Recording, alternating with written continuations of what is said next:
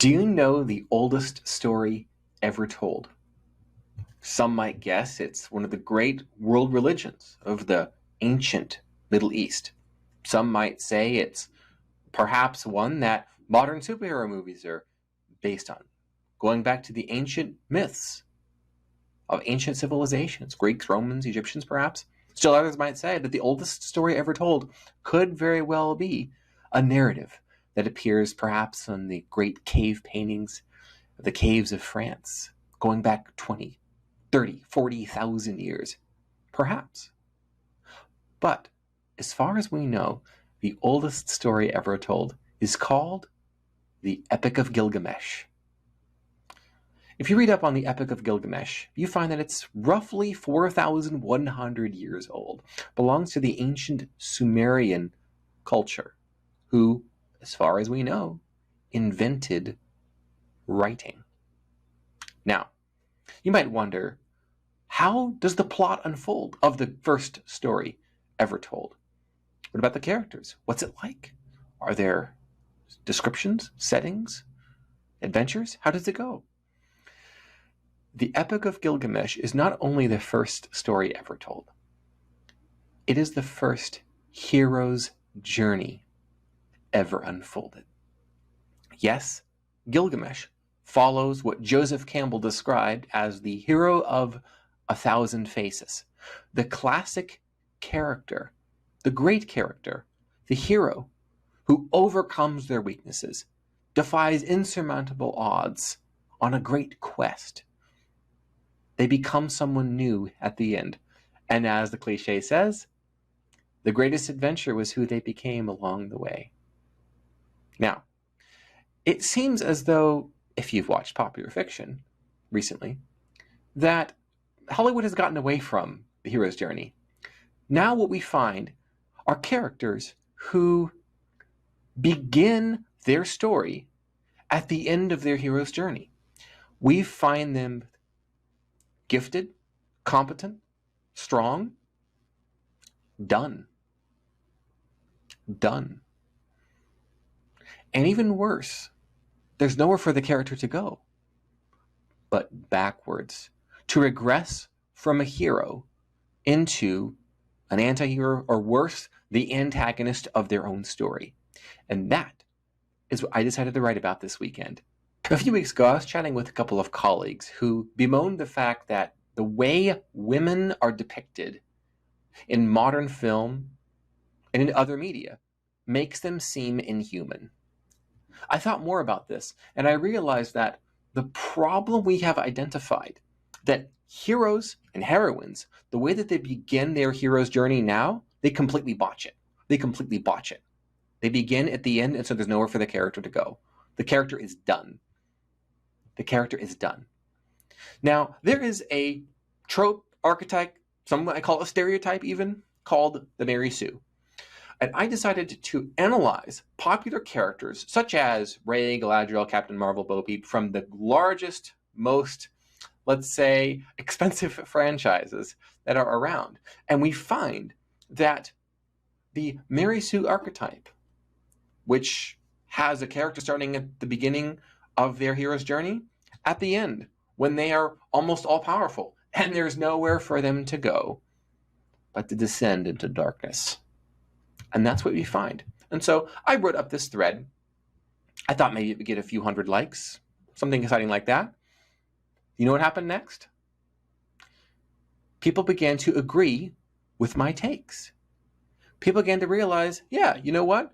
This guy's right. This guy has put into words exactly what I have been talking about, thinking about for years. We want women heroes. We want heroines who can inspire everyone. Characters such as Eowyn, for example. Characters like Buffy. We don't want one-dimensional characters, be they the trad wife type who is ultra submissive to something or someone. Brittany Martinez wrote an excellent supporting thread on this. How we don't necessarily want the strong female Mary Sue archetype. We don't want strong women who are one-dimensional. We love multi-dimensional strong women. And I recognize this. I recognize that we want characters like Buffy the Vampire Slayer, who her show is so meaningful to me that 2 of my children are named after characters from her show. Buffy is torn between lives. She has normal teenage interests. She's relatable. I recall when her story came on, all the girls in the neighborhood had to go watch Buffy. They had to. They would stop what they were playing and had to come out and watch them. The interesting thing about Buffy is she begins with these almost supernatural powers, but everything about her as a human is believable. She makes sacrifices. She makes calls, sometimes that are the wrong call. She will quit being the heroine character so that she can live a normal life. She has a deep internal struggle that the quote-unquote Mary Sue archetype, who starts off perfect and only has to overcome issues of self-confidence. We don't want that, because that's not how real people are whatsoever. Now, this began to resonate with the people. I talked about Galadriel, of course, talked about Princess Leia as an excellent version of this. Other people brought up Katniss. They brought up Hermione from the Harry Potter series as excellent examples of how to write a multi-dimensional female character, a protagonist, supporting cast, or even the main event began to go viral. In fact, rose to the top, this thread and the topics they're in multiple categories.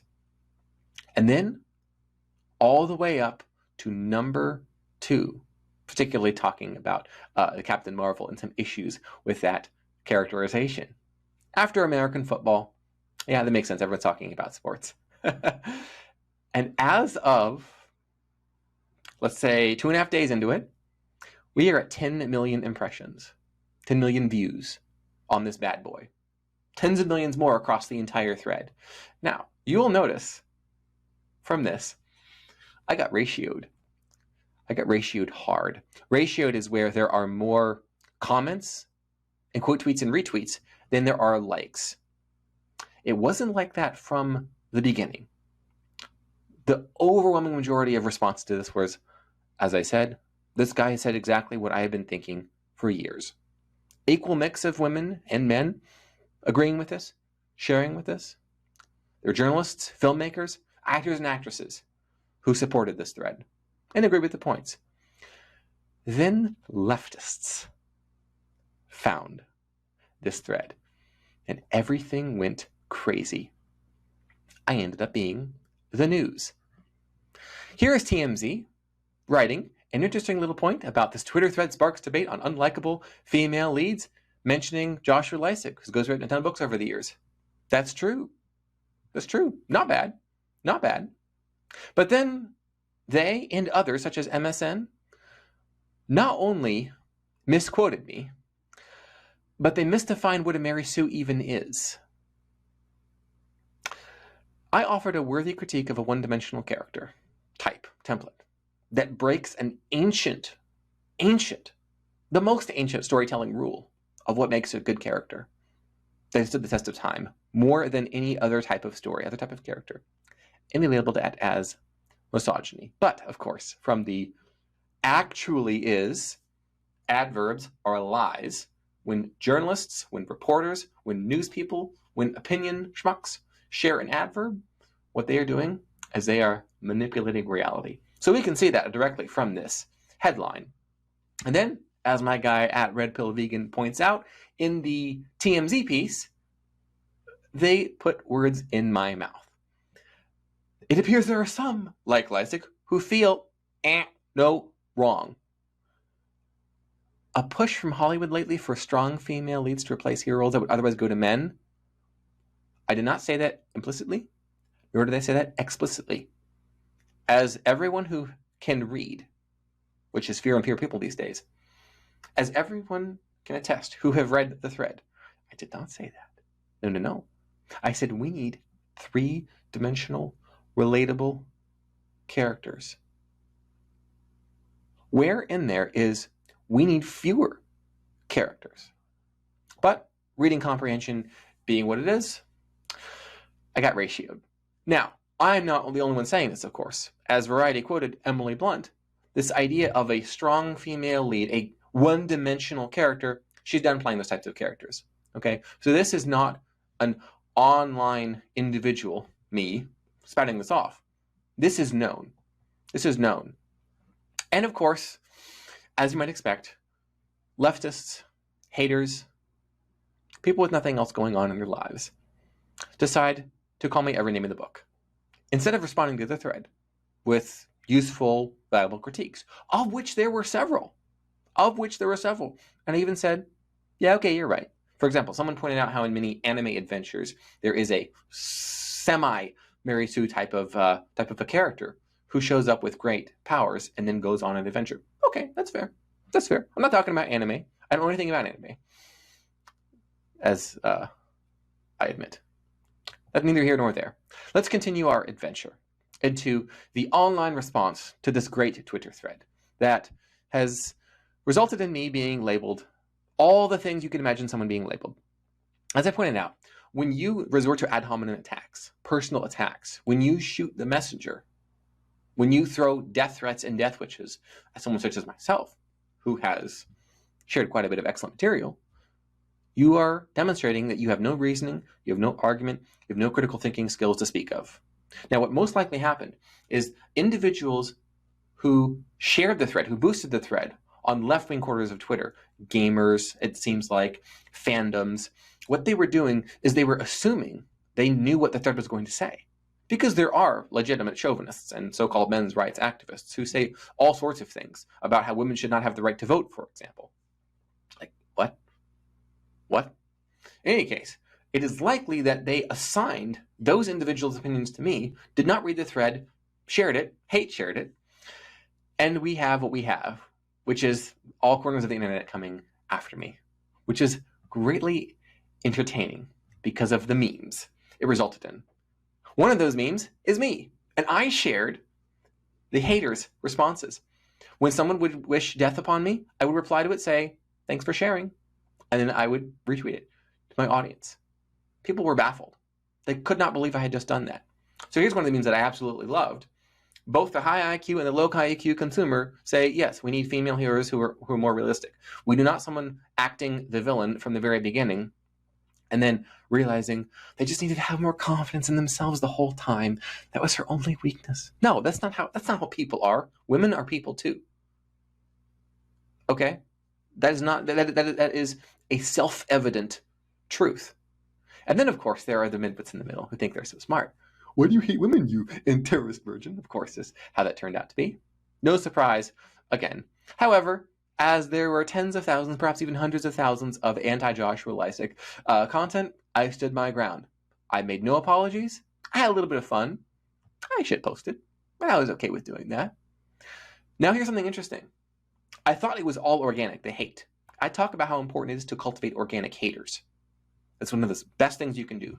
You, as a service provider, as a content creator, as an author, as an influencer, in order to rise above the crowd, to get attention, to get influence, to get the clients and the opportunities that you want, in order to have the income and lifestyle you desire, you must become so good they call you a fake.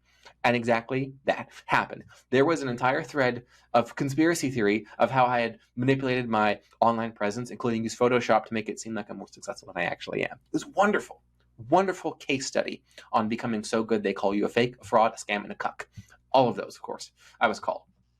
I thought perhaps all of it was organic, until this person pointed out your list or thread was attacking a corporate IP. Jeff Bezos, Amazon, Prime, Studios, Disney, et al. Marvel. Maybe when it went viral, the film studio's PR teams scouring social media fired up a botnet to try to control the narrative. The appeal to crowd approval is a persuasion technique. Interestingly enough, look at this. We saw this sort of thing with coronavirus shenanigans, where we saw over and over the same reply, the exact same reply from anonymous accounts, from new accounts. Look at this. Maybe take a second to think about how the vast majority of people agreeing with you are men and just what that might mean.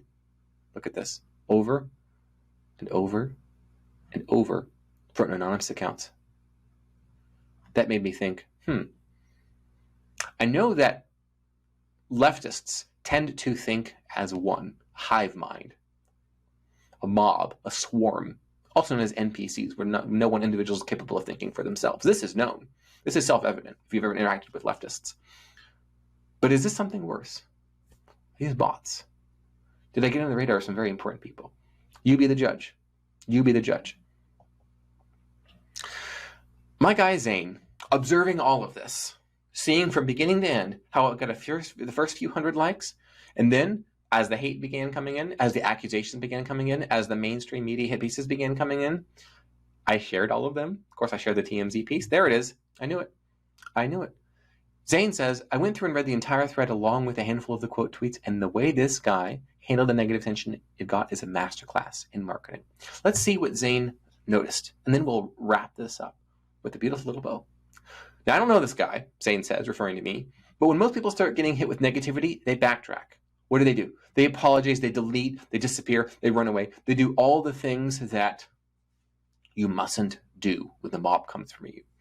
Whether you agree with his statement or not. And like I said, there were people who had legitimate criticisms, legitimate additions. I consider those. Many of those, they came in and messaged me privately, Twitter, Telegram, WhatsApp, social Signal, etc. Perfectly fine. They're probably right. Probably right. There are a few addendums I could probably make to the thread, for example. Now, he says that the way that I handled the mob coming for me, turning the bad into something that was beneficial to me, because I did benefit from it handsomely. Zane has a few takeaways. When people can't attack your idea and only revert to attacking you as a person, most of the time that means you're onto something. People said that I was over the target. As I would quote tweet, as I would share the individuals hating on me, personal attacks of the worst nature with profanities that I would not even use in private. Even slurs referring to me. Of course, it's always leftists who are using the slurs, as you'll, if ever interacted with leftists, you'll find that out. I amplified, he said. I didn't muffle. Eventually, I started blocking the annoying ones, but I amplified them. Zane correctly identified this as SMART. The 1,000 fanatics theory, human behavior. People always have an us versus them mentality. Now, Zane is a successful CEO of a $200 million company, 450 employees, only been around for 3 years. He knows what he's talking about. In solar, the us versus them in his industry, solar power users, everybody else who wants to stay in the dark ages with shingles and whatnot. This guy used his loyal audience to amplify his POV. That's right. What I wanted to see is how ridiculous, how absurd, and how wicked people who do not like me are. I have long said that bad reviews from bad people are good reviews. So I'm not afraid of the mob. You should not be either. You can stand up for what you believe in. You can be authentic. Now, what I do not advise is to engage too much. As soon as I started engaging, the swarm got swarmier. So I backed off and let them use their own rope, so to speak. Digitally speaking only. He did that in the same way we use the testimonials from our happy customers to amplify our product. He always doubled down no matter what criticism was thrown at him. When the mob comes for you, it's for one reason and one reason only. They want you to back down. When you don't, you can't be shamed. They run out of ammo. And that's why I began ridiculing. I began mocking. I began laughing. I began pointing out how absurd, how ridiculous these people were. And as I'll show you in a moment, the most common criticism I levied, I quote tweeted, and I responded with the facts. Mob can't handle the facts, told in a pleasant, gentle, respectful way. Now, of course, Zane identifies that celebrities who are owned, so to speak, a tweet from 12 years ago comes out, they will apologize, they will get canceled, they will go through a great mourning period, they will take it all back, and it is disgusting. It is despicable. It is the ultimate wuss display. Now, perhaps they have a humiliation kink. We're not here to kink shame. We are here to point out that that is not outside the realm of possibility for public figures and the way they respond to getting attempted to be canceled. After they apologize, the mob wants more blood. Look at Dave Chappelle. Held his ground, refused to back down, only grow more popular. Throughout the weekend, as I went from 500,000 to 1 million, 2, 3, 5, 6, 7, 8, 9, 10 plus million views on just the first tweet with tens of millions of views more on the rest, what did I do? I kept thanking the haters, losers, and soy boys who continue amplifying my content. Again, one of the most important things you can do is to cultivate organic haters. It's cheaper than advertising, and you go a lot farther. As he says, if you don't have critics, you're not playing a big enough game. And now for what I promised you, the greatest comeback of all time, some might say. over and over and over, people such as this character would say to me, "Haha, I've never had sex in my life and want to take it on a female character as an avatar is for my inadequacy." This is, of course, how he sounds. And as you can see, he has pronouns in his bio. One of the most unprofessional signs you could possibly give off. But it's a virtue signal. Same as, let's say, the Ukrainian flag, or putting at you, or have a little mask emoji and other items in your bio to make it clear that you're one of the good people and you're on the right team. Also listing off multiple mental illnesses that you have. I noticed that as well. Why would you advertise the 2 to 3 struggles? That makes it clear that you're not being taken seriously. It's sad. And I oppose and disavow ableism. At the same time, why are you letting everybody know that? Why are you letting everybody know you are not able to respond in your right mind to people on the internet and then go and act that way? In any case, I said to this character and others, very simply, I'm married with children. For example, many popular journalists, entertainment influencers, gamers, fandom, let's say curators of all of the IP that I targeted in the thread, they all pointed out how I was a cuck, how I'm a virgin, never had sex, never had so on and so forth. And I would simply reply or quote tweet, I'm married with children. I'm married with children. And this is a lesson. This is the lesson. When the mob comes for you, you will stand up. You will stand strong. You will amplify the organic haters. You will speak the truth. When people, with respect, correct you or add addendums to it, that's perfectly fine to accept it. Otherwise, you don't back down. And you be so good at what they do, they call you a fake.